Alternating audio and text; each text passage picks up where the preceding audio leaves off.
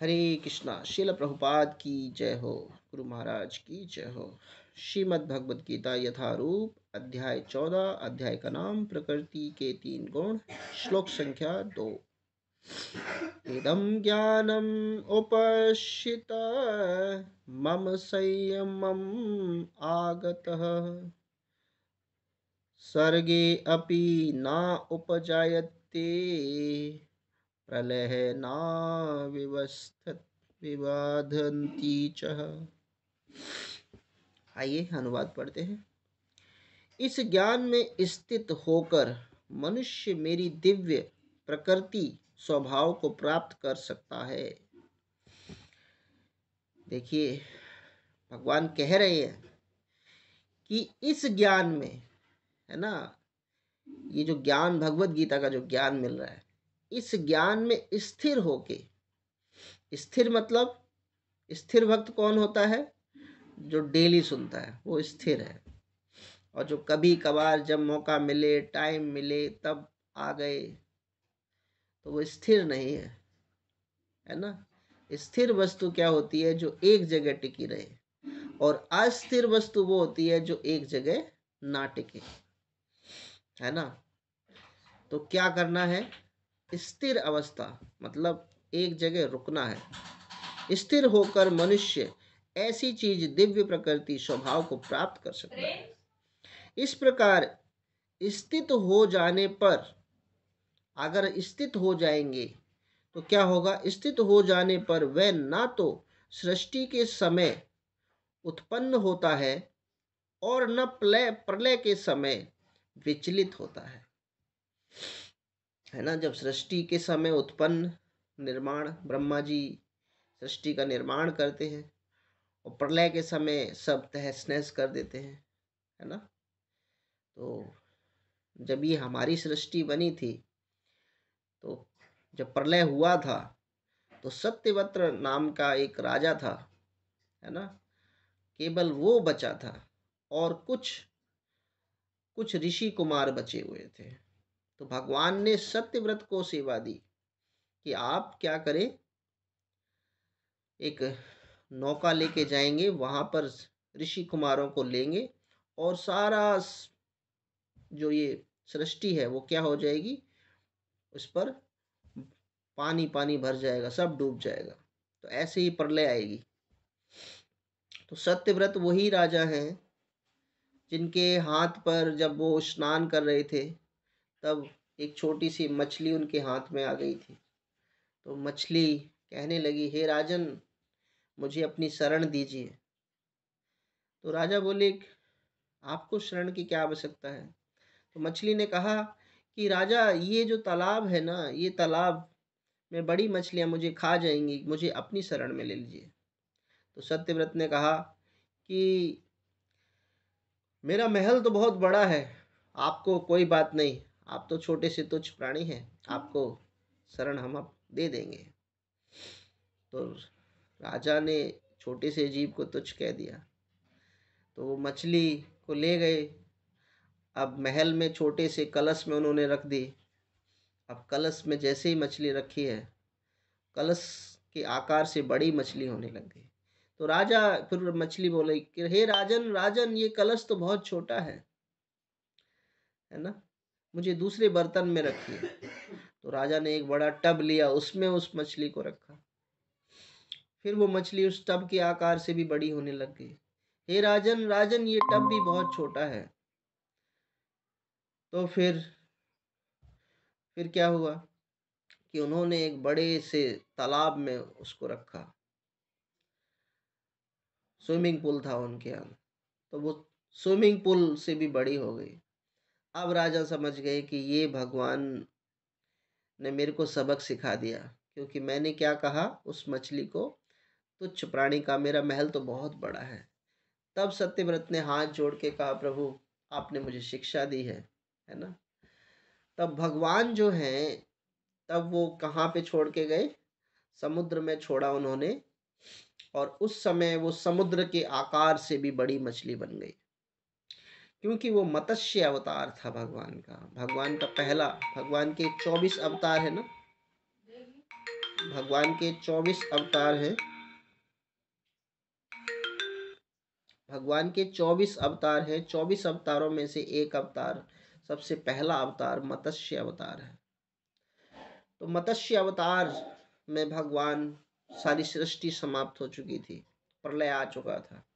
तो उस समय जो है, उठ नहीं पाए, उस समय जो है ये सारी सृष्टि समाप्त हो गई। तो सत्यव्रत राजा और 7 ऋषि कुमारों को साथ लेकर भगवान ने फिर से नई सृष्टि का, सतयुग है ना, सतयुग, त्रेता युग, द्वापर युग फिर से शुरू हो जाते हैं। ठीक है, तो इस प्रकार जो है सृष्टि का निर्माण होना शुरू हुआ।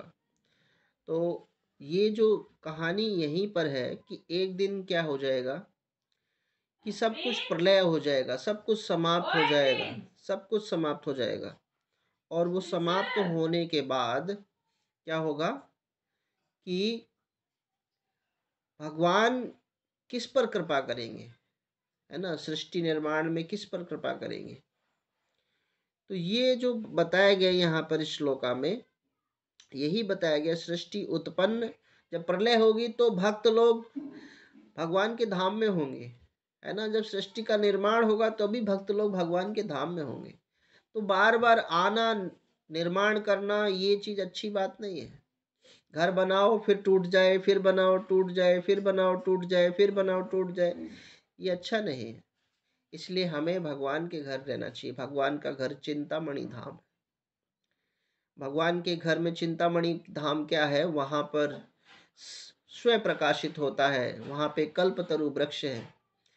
यहाँ पे तो हमें आम के वृक्ष वगैरह लगाने पड़ते हैं ना, तो आम के वृक्ष से आम ही उगता है।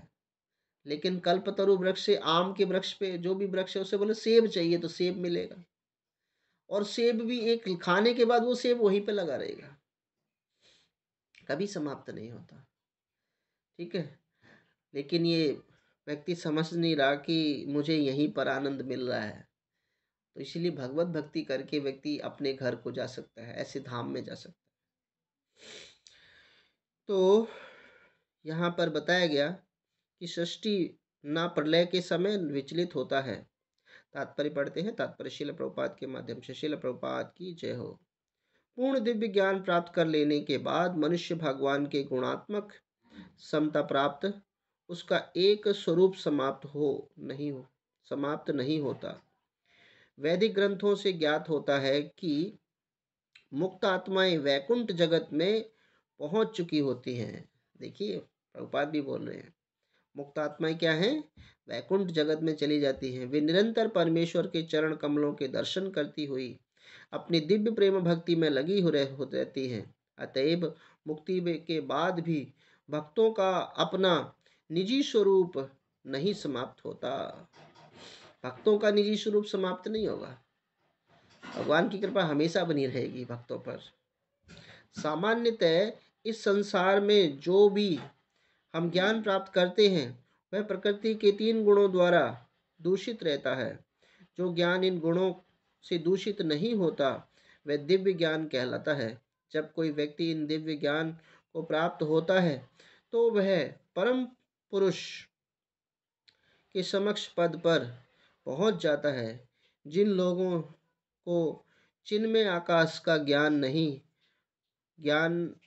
नहीं है, वे मानते हैं कि भौतिक स्वरूप और कार्यकलापों से मुक्त होने पर यह आध्यात्मिक पहचान बिना किसी विभिन्नता के निराकार हो जाती है। लेकिन जिस प्रकार इस संसार में विविधता है, उसी प्रकार आध्यात्मिक जगत में भी है। जो लोग इससे परिचित नहीं है, वे सोचते हैं कि आध्यात्मिक जगत इस भौतिक जगत की विविधता से उल्टा हुआ है। लेकिन वास्तव में होता यह है, आध्यात्मिक जगत चिन्मय आकाश में मनुष्य को आध्यात्मिक रूप प्राप्त हो जाता है। तो आध्यात्मिक जगत में क्या प्राप्त होगा, आध्यात्मिक रूप प्राप्त होगा।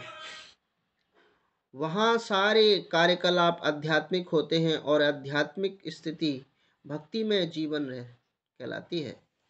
और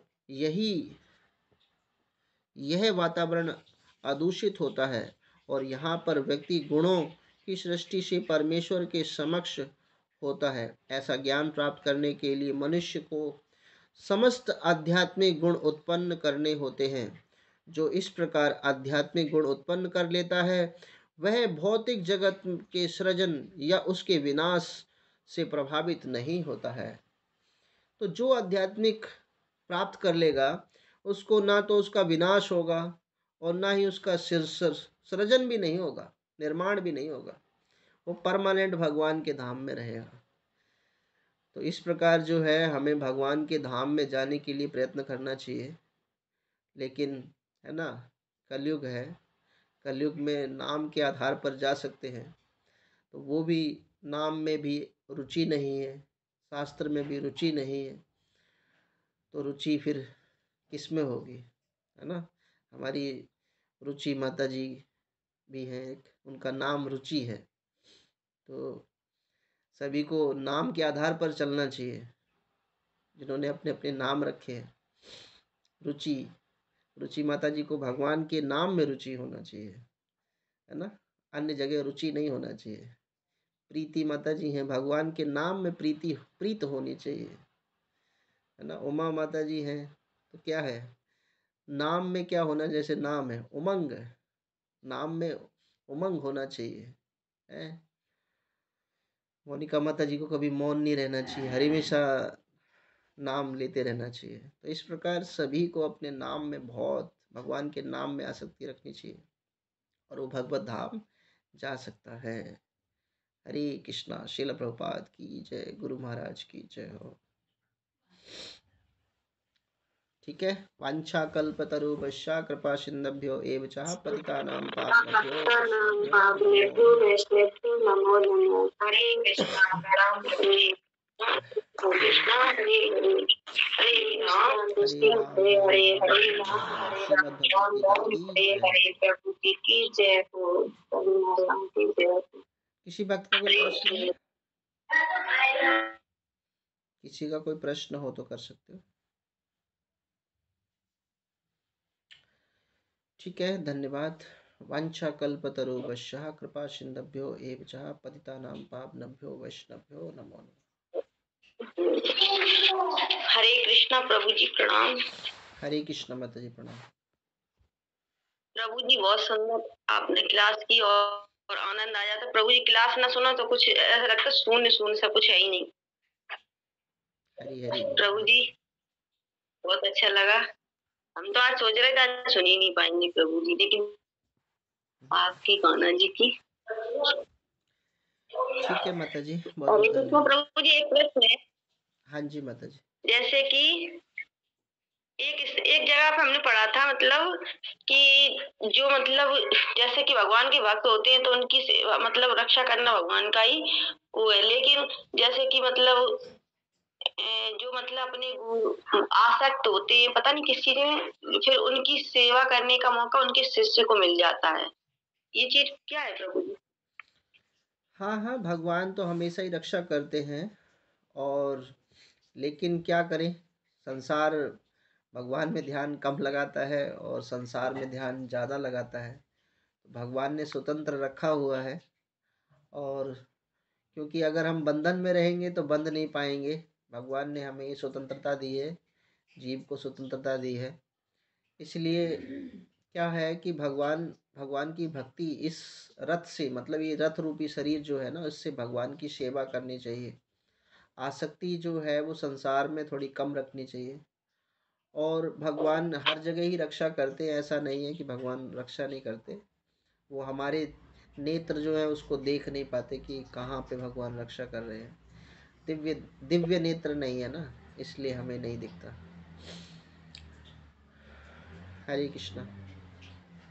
भक्तों के माध्यम से तो होता ही है, और भक्तों के माध्यम से वो व्यक्ति जो है भगवान की सुचारू रूप से भक्ति कर पाता है। ठीक है माता जी।